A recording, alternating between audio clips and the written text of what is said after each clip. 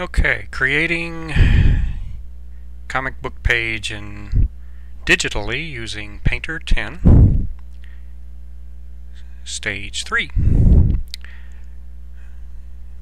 What you see here is my workstation. One of my workstations. This is the workstation that I use to do the line work for the League of Analogs comic. I'm not sure how this is going to work. I'm going to try to use the cursor to indicate various things in this picture, but with the movable capture frame it might get a little nauseating. So this is my Mac Mini. This is my Samsung SyncMaster 213T rotatable monitor, rotated to portrait, as I mentioned earlier. These are some references of the young gentleman who graciously allowed Dave and myself to use his face as a character in the comic. This is my Wacom tablet. This is the Nostromo SpeedPad N52 game controller that I use for my keyboard commands.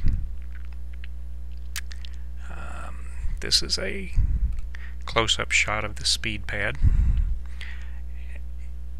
It does not come with these color buttons. I glued those, I snapped those off of a mousetrap game, actually, I believe. Sliced those off, super glued them on there. That way I know roughly where my fingers are without having to constantly look at the pad. Each key and sometimes combination of key is programmed for a different keyboard command. To choose different tools, make brushes larger, smaller, things like that. This is a bit of the glove that I wear, just a white cotton glove with 4 of the 5 fingers snipped off of it to keep the oils of my skin, my hand off of the Wacom surface. I don't know that it would actually damage the Wacom, but it feels creepy, so I prefer not to have it on there. This is one of my anatomy models that I use as reference. These are my dolls. These are the Art S. Buck posable dolls that I use to work out some basic anatomy perspective. Just give me a little visual help. Not that it matters, but these are the Copic markers that I use when I do live caricatures sometimes. As you can see, all my dolls are sitting around waiting to be called up for a new posing session.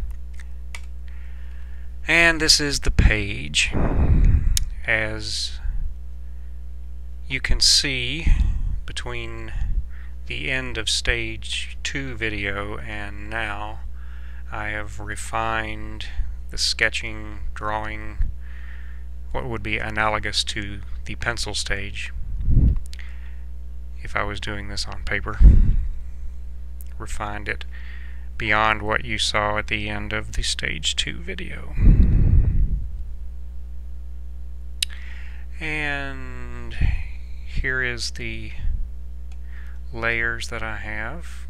I've just opened this document, so as I mentioned last time, everything is unlocked and the canvas is selected by default. And this is a shape layer because Painter seemed to have thought that I had an activated selection path when I opened this document, which I didn't, but it gives you a dialog box that allows you the option of changing it to a shape, which is, in my opinion, the most convenient way of getting rid of it. So I will lock all of these other layers. Oh, the photo reference. I mentioned in stage 2 that I don't stay slavishly to the photo reference, and let me find there. That's the photo reference, and that is how I altered it. So not a whole lot left, but it was a really helpful beginning point, jumping off point. So lock that. I could actually get rid of that now, but I'll do that later in a house cleaning phase.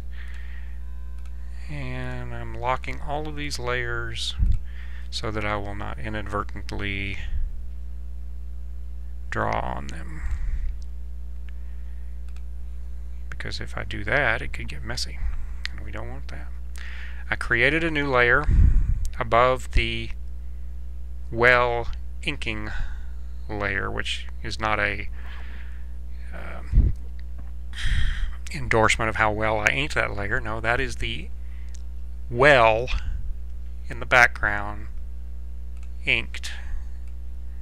I went into Photoshop and used the ellipse tool and the straight line tool and just created that well, because Photoshop's ability to create ellipses, stroke them, to do straight line geometric things is better in Photoshop than it is in Painter, in my opinion. Your mileage may vary. So that is taken care of. All these figures are going to be in front of the well, so I created a layer on top of the well inking layer, which I will name... Whoa, sorry. Hang on to your stomach. Get your Dramamine. Inks.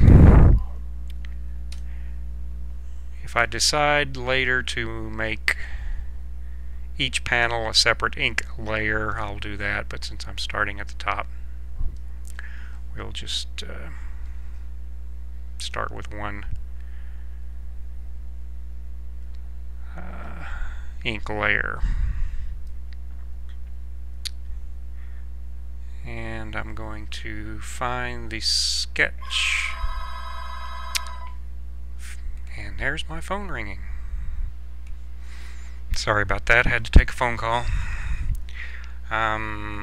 Okay, panel 1 sketch, find that.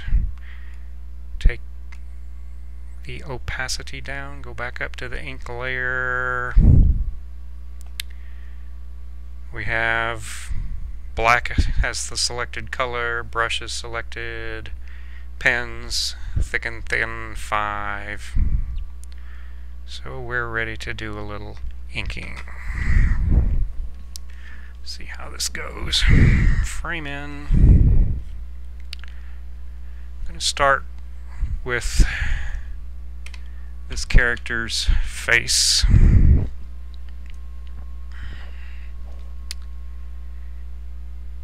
And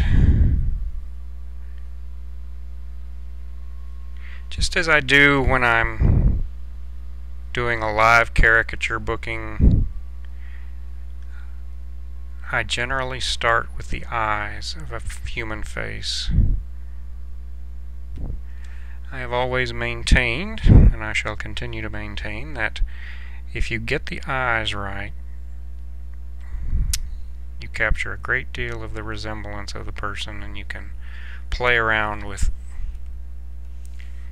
a lot of other aspects. But in this case, since this character's eyes are clamped shut in the pain of being dealt a serious head blow, we can just say that I started with the eyes out of habit.